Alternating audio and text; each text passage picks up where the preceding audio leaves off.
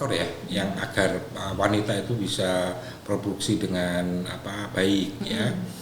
Bukan hanya dari faktor ibu sendiri, tapi juga dari faktor lingkungan. Makanya 2 minggu pertama itu sangat penting, Pak. Udahlah kasih formula aja gitu. Gitu. Nah, formula aja itu pun dia langsung didot biasanya. Nah, sedangkan bayi itu kalau dia awal-awal dia sudah terbiasa dengan dot, juga ASI itu ya harusnya diberikan setiap 2 jam sekali gitu, karena semakin banyak dikeluarkan itu semakin banyak.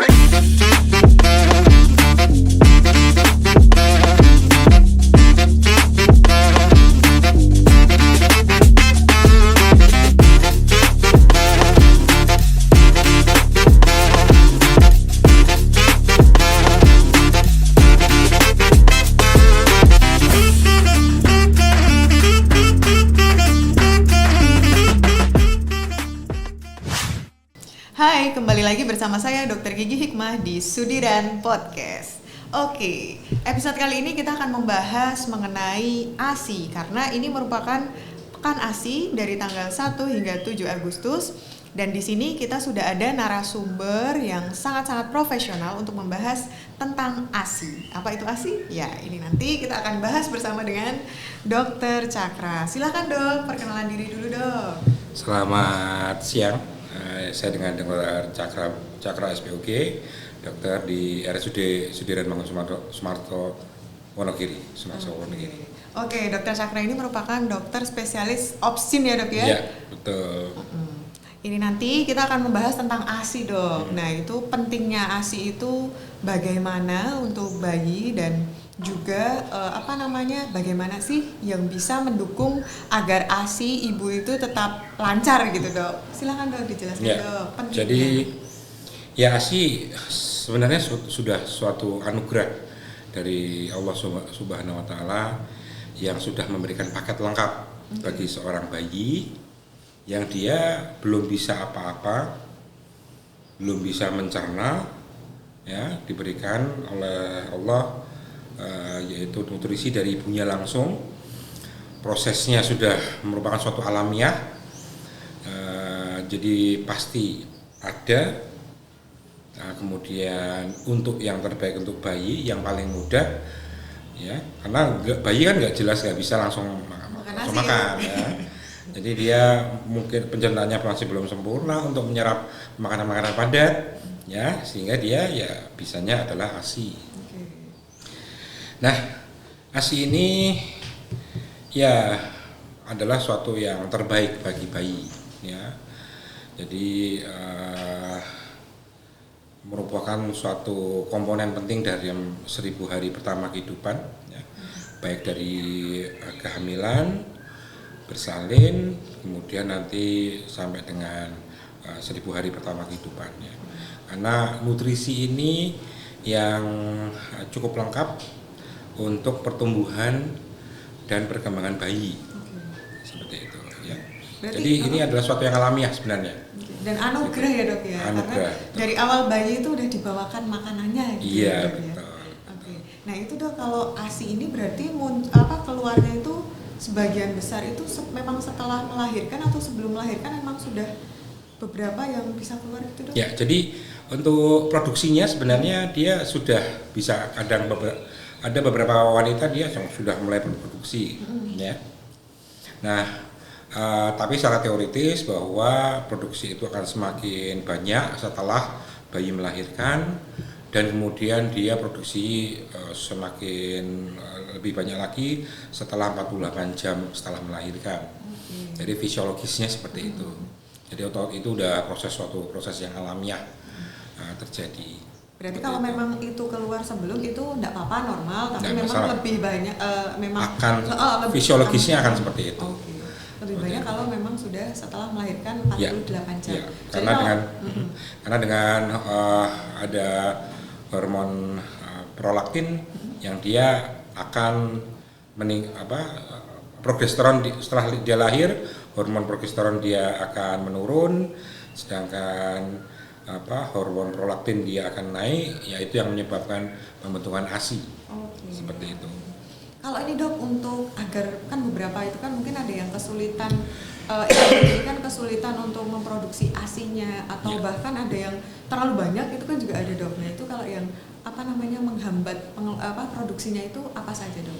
Jadi mungkin banyak faktor ya yang agar wanita itu bisa produksi dengan baik ya. Bukan hanya dari faktor ibu sendiri, tapi juga dari faktor lingkungan.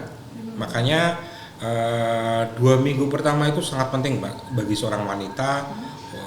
Orang-orang di sekitarnya itu memberikan dukungan, dengan dukungan dia akan semangat, rileks, tidak stres, yang itu juga akan memengaruhi produksi ASI seperti itu. Karena ya ada juga yang dia bahkan setelah lahir kemudian kan ya namanya walaupun manusiawi ya, mendengar bayi nangis, ASI belum banyak, langsung keluarganya kemudian langsung udahlah kasih formula aja gitu. Gitu. Nah, formula aja itu pun dia langsung didot biasanya. Nah, sedangkan bayi itu kalau dia awal-awal dia sudah terbiasa dengan dot itu kan lancar ya.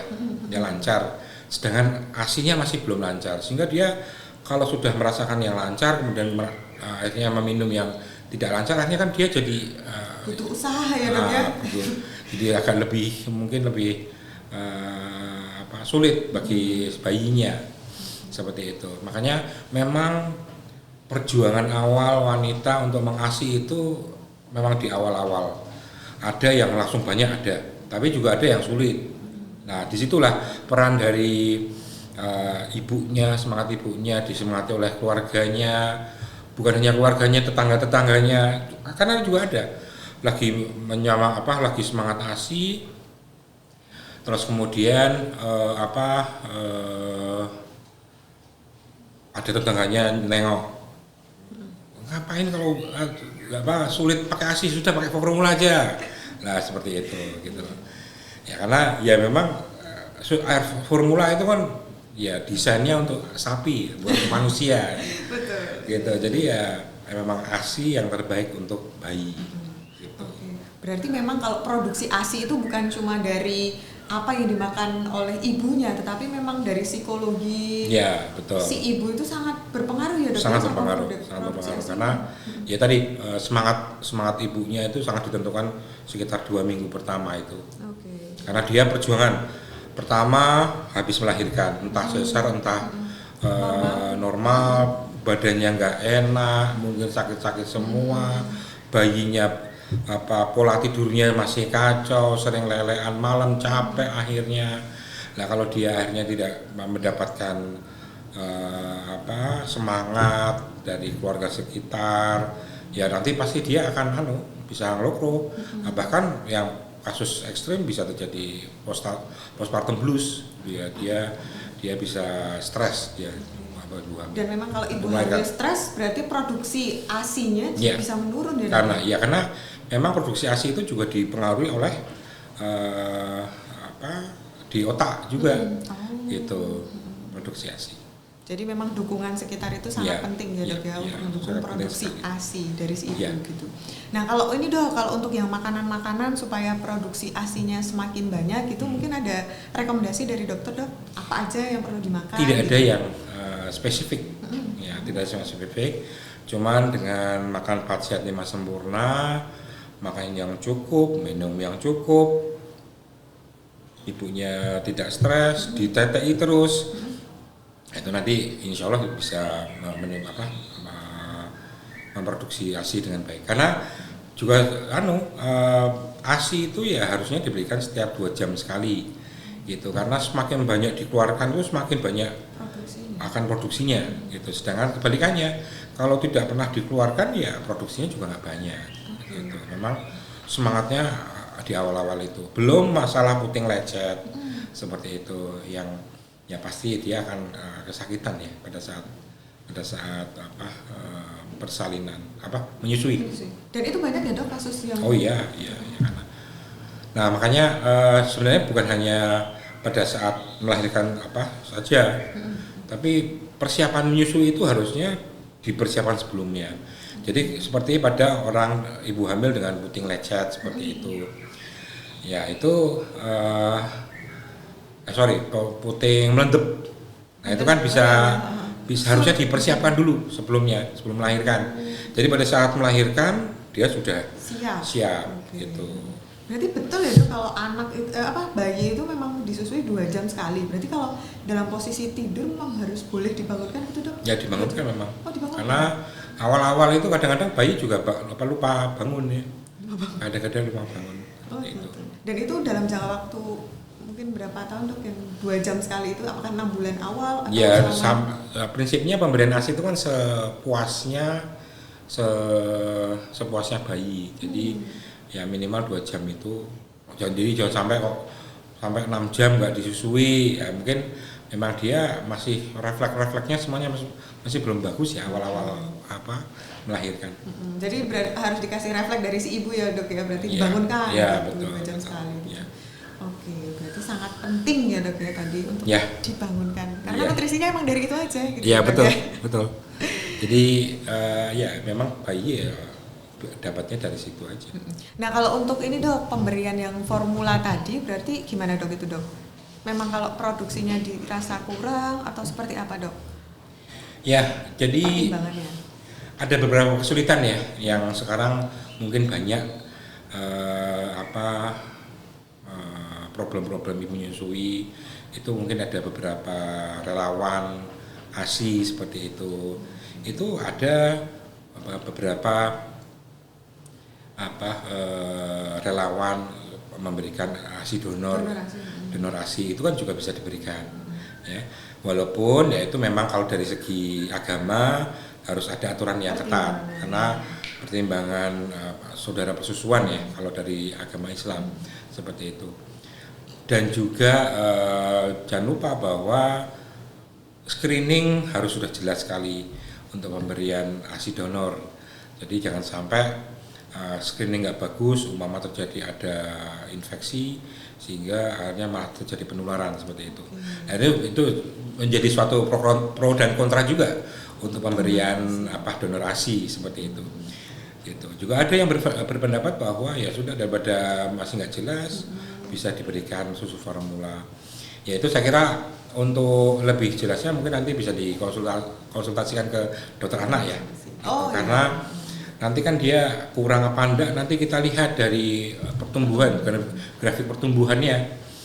Jadi belum tentu juga bayi yang kelihatan gemuk itu yang terbaik, itu belum tentu juga. Nah yang bagus ya adalah yang sesuai pertumbuhannya dengan grafik KSM. Ya betul. Iya, berarti kalau pertimbangannya untuk menggunakan formula atau tidak itu bukan cuma dari mungkin orang tuanya, mbahnya biasanya kan ini udah diminumin formula aja, wong ini kurang, ini kasihan anaknya nangis terus gitu ya Dok. Betul. Bukan cuma dari itu, tapi harus memang konsultasi dulu ke dokter anak gitu ya Dok ya, agar sesuai gitu. Dan tadi untuk yang donor ASI itu juga harus lewat beberapa pertimbangan ya Dok ya, jangan cuma itu saudara saya nggak apa-apa lah dikasih, tapi memang harus di screening apakah itu sudah sehat atau ada penyakit tertentu biar tidak terjadi infeksi silang gitu ya Dok ya. Dan itu biasanya kalau donor ASI itu dia juga ada kriterianya, umpamanya kok di awal-awal kehamilan saja, di awal-awal persalinan saja yang mungkin dia bisa memberikan donornya, karena sang ibu juga harus bersemangat untuk memberikan ASI karena untuk anaknya sendiri. Jadi jangan sampai umpamanya saya udah dapat donor kok, ya udah ya saya malas-malasan aja, ya jangan gitu juga. Gitu. Jadi ya tetap harus semangat. Lah ini si donor itu ASI donor itu diberikan waktu awal-awal tadi agak sulit perihal ASI-nya masih belum lancar. Oke, gitu. Itu untuk ASI ya Dok ya. Nah ini kalau selama ini yang dokter tangani nih Dok, kasus-kasus yang berkaitan dengan ASI ini dari ibu itu apakah kendalanya memang hanya kesulitan produksi ASI atau mungkin ada lainnya Dok? Mungkin kalau nggak dikeluarkan terus seperti apa gitu kasus-kasus? Iya memang awal-awal itu nanti biasanya ngerangkai, demam, kesakitan biasanya. Ya obatnya cuma dikeluarkan aja ASI-nya. dan nanti akan ngerangkainya akan membaik dengan sendirinya. Oke, mungkin ngerangkai itu bisa dijelaskan Dok? Jadi ngerangkai itu, jadi waktu awal-awal itu terasa payudaranya agak keras, terus kemudian bisa disertai dengan demam, gitu. Yang kalau tidak ditangani nanti juga bisa infeksi itu. Oke. Kalau Gitu. mastitis itu Malakto Dok, ya. sama beda? Ya sama itu, Sama. rangkai itu istilah bahasa Jawa, mastitis. Oke. Kalau dikeluarkan lewat ini Dok, beberapa kan kalau sekarang kan pumping ya, apalagi kalau untuk ibu bekerja itu enggak apa-apa atau seperti apa Dok kalau untuk pumping ini? Ya, jadi pijatan-pijatan yang manual sebenarnya itu yang yang terbaik ya. Jadi memeras ASI dengan masase pada pada payudara itu yang sebenarnya terbaik ya. Nah, tapi karena ya mungkin dengan pertimbangan kepraktisan mungkin seperti itu ya sekarang mungkin berkembang yang seperti di pumping seperti itu, terutama untuk wanita-wanita yang bekerja seperti itu.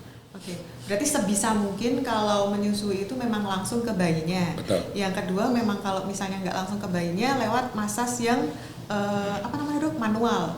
Dan kalau tidak, yang ketiga itu baru alternatif lain untuk ibu bekerja baru yang pumping pilihannya gitu. Karena proses menyusui bukan hanya proses NTI, NTI saja, tapi koneksi dari ibu ke bayi. Ibu itu kan kalau menetei itu kan dia merasa bahagia. Bonding ya Dok ya sama bayinya. Ya, dia merasa bahagia. Jadi bahagia itu akhirnya dia bisa memproduksi ASI. Ya, stres juga bisa berkurang. Karena dia melihat anaknya netei itu juga bisa memberikan kebahagiaan tersendiri bagi seorang wanita. Iya, betul Dok. Nah kalau ini Dok, kalau misalnya ada ibu menyusui tapi lagi sakit itu Dok, itu pengaruh nggak sih Dok ke produksi ASI-nya? Boleh nggak dikasih ke anaknya, itu pengaruh nggak sih Dok bayinya? Gitu? Sakitnya sakit apa dulu? Oh, tergantung sakitnya. Ya. Kalau demam gitu Dok misalnya. Ya, demam kan juga belum flu. tentu demam itu virus atau ya. itu akan masuk ke ASI kan belum tentu juga. Umpamanya seperti batuk pilek. Nah, batuk pilek kan juga akan mengaruhi ASI-nya. Cuman ya pada saat menyusui ya kalau bisa pakai masker sehingga itu kan kalau batuk pilek kan memang penularan lewat udara ya. Jadi ya jangan sampai terkena tadi dengan cara ditetei terus tapi pakai masker. Oke, berarti pencegahannya sesuai penularannya tadi ya Dok ya, kalau jenis menular penyakitnya lewat juga. Air ASI berarti tidak apa gitu ya Dok. Ya. Nah kalau untuk yang penyakit menular lewat ASI yang biasanya dilarang untuk ASI itu disampaikan ke bayinya gitu? Biasa, contohnya seperti HIV ya. Ada ibu dengan HIV itu dia memang disarankan untuk tidak diberikan ASI kepada anaknya, gitu. Jadi ya terpaksa lewat diberikan donor atau alternatif lainnya gitu iya, ya Dok? dengan formula tadi. Nah terus untuk yang si ibu itu Dok kalau nggak dikeluarkan yuk kan itu. Ya nanti kan lama-lama berhenti sendiri kalau tidak dikeluarkan. Nah, makanya kebalikan dari produksinya. Kalau produksinya itu semakin lama semakin diproduksi ya semakin banyak. Sedangkan kebalikannya kalau nggak pernah dikeluarkan ya lama-lama semakin sedikit. Gitu. Dan udah nggak keluar lagi Dok Ya, nggak ada rangsangan tadi bisa ya. Iya betul, bisa lama-lama bisa keluar berhenti sendiri karena dengan tidak dikeluarkan nanti akhirnya hormon prolaktinnya dia akan turun, progesteronnya naik, akhirnya ya dia terjadi menstruasi sehingga ASI-nya juga akan berhenti seperti itu. Berarti rata-rata itu kalau ASI berhenti memproduksi itu biasanya rata-rata ya diawali dengan netei-nya berkurang pasti. Oh gitu. Berarti tidak harus 2 tahun ya Dok ya, tapi beberapa ada yang mungkin kurang dari 2 tahun. Ya, sudah berhenti ya Dok ya. Tapi ya kalau bisa 2 tahun memang, tapi target pertama kita adalah 6 bulan pertama ini yang penting dulu. Karena ya tadi bayi belum bisa dapat makanan dari luar, hanya maksimal dari ibunya. Nah, setelah 6 bulan itu kan ASI ditambah makanan pendamping ASI. Iya. Karena kebutuhan bayi juga sudah meningkat setelah 6 bulan. Jadi kita tidak bisa juga, kita memang benar bilang bahwa ASI itu ya terbaik. Tapi setelah 6 bulan kebutuhan bayi itu tidak tercukupi dengan ASI, makanya diberikan makan pendamping ASI gitu. Kalau ini dok, untuk ibu menyusui terus kemudian mungkin dia sakit dan harus minum obat, nah itu gimana dok? Bolehkah atau ada pertimbangan khusus dok? Boleh, tinggal tergantung obatnya apa yang diminum juga ya dok ya? gitu ya. Jadi memang ada kategori obat, itu ada kategori untuk bisa diberikan enggak kepada pada saat hamil atau menyusui seperti itu, karena tetap yang kita ibu-ibu makan itu akan keluar lewat ASI. Nah, tinggal si obat itu apa jenisnya, jenis yang bisa diberikan pada menyusui apa enggak, seperti itu. Kalau dia aman nggak masalah, umpamanya paracetamol seperti itu aman untuk ibu menyusui. Oke, berarti tergantung kategorinya aman ya, untuk ibu betul, menyusui. Karena kategori itu obat untuk ibu hamil dan menyusui itu ada beberapa kategori. Ada kategori A, B, C, D, dan X. A itu yang aman, X itu yang menyebabkan suatu kelainan bawaan pada bayi atau pada saat atau dia diekspresikan ke air susu. Oke. Gitu. Berarti tergantung lagi ya dok ya. Dia harus sesuai konsultasi ke dokter masing-masing gitu. Nah ini dok, kalau misalnya nih kan ada beberapa kasus juga, misalnya ibu yang harusnya menyusui baiknya 2 tahun, tapi sebelum 2 tahun baru setahun dok sudah muncul adiknya gitu dok. Itu menyusuinya gimana tuh dok? Ya, jadi nah itu ya salah satu yang kita tekankan adalah KB ya. Karena KB itu jangan kita bukan mendahului ke takdir dari Tuhan ya. Tapi kita coba memberikan yang terbaik bagi anak, ya, bukan hanya masalah mungkin materi, tapi perhatian, kasih sayang, seperti itu ya. Yang pada akhirnya kalau dia mendridil seperti itu, nggak mungkin kan kita memberikan kasih sayang sama, gitu. Jadi ya salah satu tujuannya KB adalah ya tadi mempersiapkan anaknya mendapatkan perhatian, mendapat kasih sayang maksimal. Nah, setelah itu dipersiapkan untuk yang selanjutnya seperti itu. Jadi ya sebenarnya jangan dibilang sekasihnya ya gitu, tapi ya kita harus merencanakan. Untuk apa? Bukan untuk ya ibaratnya tidak mau menerima rezeki ya, tapi ya malah justru itu adalah usaha kita untuk memberikan yang terbaik untuk anak-anak kita. Seperti itu. Nah, bagaimana dengan menyusui setahun? Ya, secara teori kalau ibu hamil maka dia akan berhenti ASI-nya. Itu akan berhenti sendiri. Iya, betul. Akan berhenti sendiri dengan ada kehamilan, progesteron naik, prolaktinnya turun, ya jelas nanti akan berhenti sendiri. Tapi bisa nggak? Biasanya anak itu masih mentil, istilahnya mentil. Jadi dia karena masih pengen, karena bahkan kalau yang gede aja dia sampai itu karena saking ikatan bondingnya bagus tuh, anak itu masih pengen mentil itu hanya untuk secara psikologi masih pengen tok. Itu anak-anak itu hanya pengen ada kedekatan dengan ibunya seperti itu. Nah, ya secara teori dia dengan mentil itu akan merangsang berkontraksi rahimnya. Jadi harus hati-hati memang. Jadi biasanya saya tanya kira-kira dengan menyusui itu ibu jadi sering mulus-mulus nggak? Gitu. Kalau enggak ya sudah nggak apa-apa. Nanti kan lama-lama berhenti sendiri. Si anak ini ada si bayi ini. Oke. Gitu. Ya itu pun terpaksa ya. Iya, gimana lagi? Gimana lagi ya dok ya, udah harus mempersiapkan kehamilan selanjutnya dan nutrisi anak selanjutnya gitu. Oke dok, itu tadi pertanyaan dari saya. Ini ada pertanyaan dok dari sahabat Sudiran. Beberapa pertanyaan yang dijawab, mari dijawab dok. Pertanyaan dari sahabat Sudiran, ada beberapa pertanyaan ini dari Ilham. Apabila kebutuhan ASI tidak mencukupi, bagaimana dok? Susu formula apa yang kandungannya sebagus ASI? Wah, ini dok. Kayaknya kok gimana dok? Monggo dokter saja. Nah, ini perihal cukup apa enggak ya? Cukup apa enggak itu ya kita lihat nanti berdasarkan grafik pertumbuhan bayi. Nah, mungkin dokter anak yang mungkin lebih jelas ya, karena dia yang memantau pertumbuhan dan perkembangan bayi. Nah, kemudian adakah susu formula apa yang kandungannya sebagus ASI? Ya, tetap ASI yang terbaik, gitu. Ya. Nah, tapi ya tadi umpamanya pada kondisi khusus seperti pada BBLR seperti itu. Ya mungkin nanti dokter anak yang lebih tahu ya untuk mengenai kandungan-kandungan apa untuk ibu untuk bayi seperti itu. Berarti ASI adalah yang terbaik. Tetap terbaik. Betul. Tapi kalau memang membutuhkan ya dok ya dalam kondisi khusus itu harus dengan konsultasi dokter anak agar sesuai dengan kebutuhan nutrisi si bayi gitu ya dok ya. Oke. Kita lanjut ke pertanyaan selanjutnya dok. Ini dari Dita. Ketika bayi setelah diberi ASI sudah disendawakan tapi masih gumoh, itu kenapa ya dok? Ya. Jadi awal-awal melahirkan itu lambung bayi itu paling cuma seukuran kelerengnya.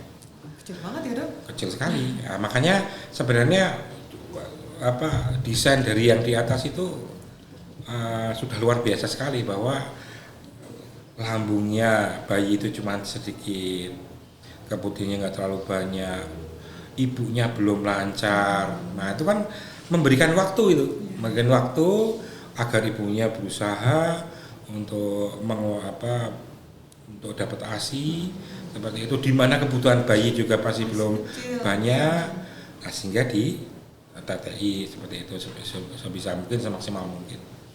Nah ini yang terjadi bahwa awal-awal itu lambungnya belum banyak, kok ternyata dia bahkan dijejeli pakai susu formula yang besar lah, efeknya ya jadi gumoh, muntah seperti itu ya. Tapi mamanya kalau dia diberikan ASI sepuasnya bayi, ya kenapa gumoh ya, karena memang dia lambungnya masih belum mungkin belum besar dibandingkan dengan mungkin produksi ASI-nya seperti itu. Tapi ya enggak apa-apa, bukan berarti langsung netein langsung dihentikan, ya enggak, disesukannya bayinya saja. Nanti kalau dia yang namanya bayi itu kan dia pakai naluri dasar ya. Jadi kalau dia sudah puas dia akan berhenti. Oke. Gitu. Berarti enggak apa-apa ya dok ya, gumoh itu sesuatu yang wajar karena lambungnya memang masih kecil gitu. Karena tapi ya memang harus hati-hati, bukan gumoh itu sendiri harus hati-hati, dia nanti bisa tersedak masuk ke dalam saluran pernafasan. Itu yang harus diperhatikan. Oke dok. Kita lanjut lagi dok ke pertanyaan selanjutnya dari Ikvana. Bagaimana cara menyapih anak yang tepat dok? Wah. Caranya apa ya dok? Udah sampai ke akhir dari menyusui. Menyapih. Ya ini mungkin menyapih. Ada beberapa tips ya tapi saya kira sebenarnya menyapih itu sendiri pasti bayi itu kalau sudah besar dia otomatis akan melepas sendiri, karena ya dia akhirnya nggak dapat ASI dari ibunya tadi, mungkin produksinya udah sedikit, sehingga ya lama-lama dia bosan sendiri. Jadi ya saya kira untuk menyapih dalam rangka udah 2 tahun ya, itu saya kira tidak ada cara-cara khusus ya. Berarti gitu. Jadi ya nanti dia biasanya akan ibaratnya bosan sendiri. Berarti terserah ya dok mau variasinya gimana. Kadang kan ada yang dibaluri apa itu dok yang pahit-pahit ya gitu. Itu menurut saya kasihan ya dok. Iya. Nanti dia jadi trauma. Iya betul. nanti terbawa sampai dewasa. Tapi sepertinya tidak ya. Enggak ya. Enggak tahu juga dok. Bagaimana ini para penonton di belakang. Enggak, yang taluri itu ya. Gitu. Oke, apakah ada pertanyaan lain? Oke, sudah dok. Ada 3 pertanyaan tadi. Nah ini dok, kalau ada ibu hamil, ibu yang menyusui, kemudian perlu konsultasi ke dokter Cakra nih. Dokter Cakra kalau di RSUD ini jadwalnya di poliklinik gimana dok? Pengen ketemu langsung dok, kalau ini kan cuma nonton ya dok. Mungkin pengen. Saya di poliklinik setiap hari Selasa dan Jumat. Selasa dan Jumat tadi ya dok ya. Jamnya jam kerja ya, biasa ya dok ya? Jam kerja ya. Jam kerja biasa, oke.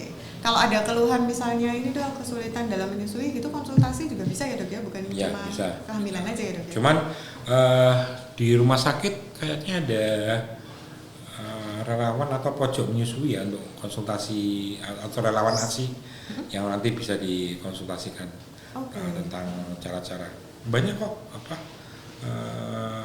relawan-relawan ASI seperti itu juga ada. Tapi nanti tetap ya dok ya bertemu dengan dokter Cakra dulu di poliklinik, baru nanti mungkin kalau memang keluhannya adalah kesulitan dalam menyusui, ada masalah-masalah langsung diarahkan ke pojok ASI atau relawan ASI tadi ya. Gitu.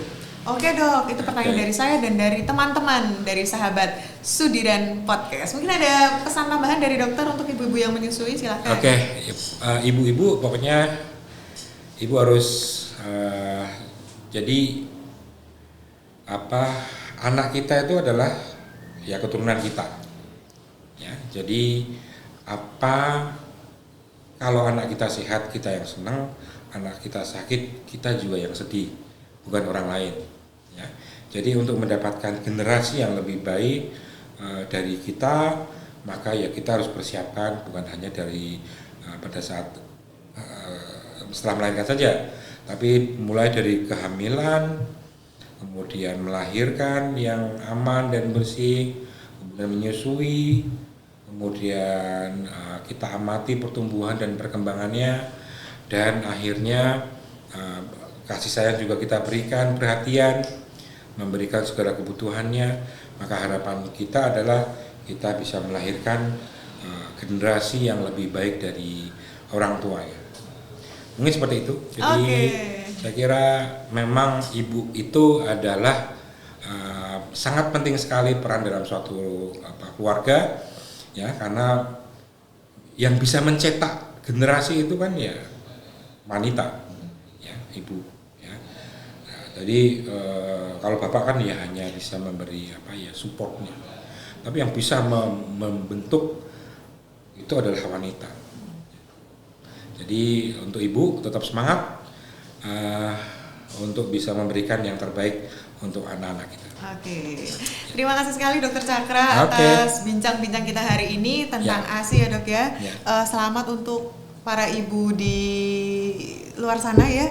Hari ini adalah termasuk Pekan ASI tanggal 1 sampai 7. Tadi pesan dari Dokter Cakra adalah untuk ibu semua silahkan semangat untuk menyusui bayi-bayinya agar menjadi generasi terbaik. Gitu.